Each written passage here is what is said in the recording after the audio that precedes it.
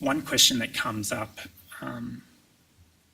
at each of the roadshows that we've conducted is why does this recall notice place all of these obligations on suppliers, and as a result of that place all these obligations on authorised dealers, second-hand dealers and wholesalers and auction houses and everyone else, and yet it does nothing to stop private sales of affected vehicles?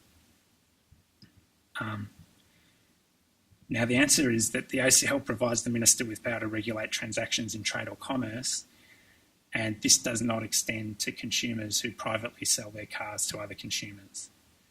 And so this is the challenge that we face as regulators, or that the ACCC faces as regulators. The government can actually only act within the confines of the law. Having said that, the ACCC shares your concerns.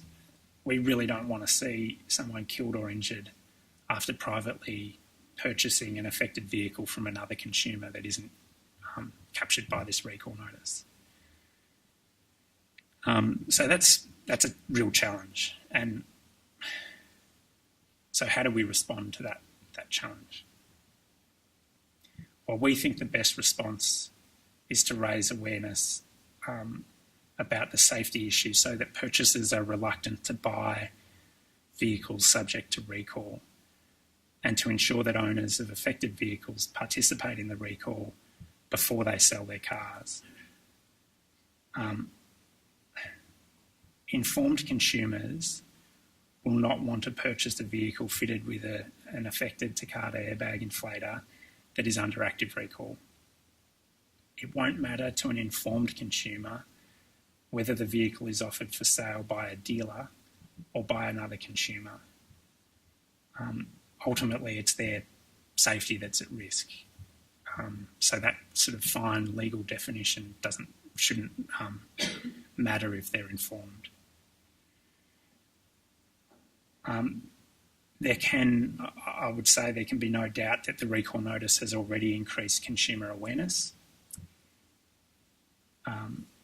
The communication and engagement initiatives which the notice mandates, and which I've been talking to you about today, will further increase awareness as these come into play in the coming months, and there's going to be, even further publicity. I think it's worth noting as well that most of these private sales, I say that without any statistical basis for saying this, but I'm sure no one would disagree with me, that most of these private sales these days occur online. And we know that carsales.com.au and some other, the other, most popular online marketplaces are already sending alerts and notifications about the Takata issue when vehicles are posted or advertised on their website. So while the ACCC couldn't mandate that or force them to do that, this is happening voluntarily because it is such a serious safety issue.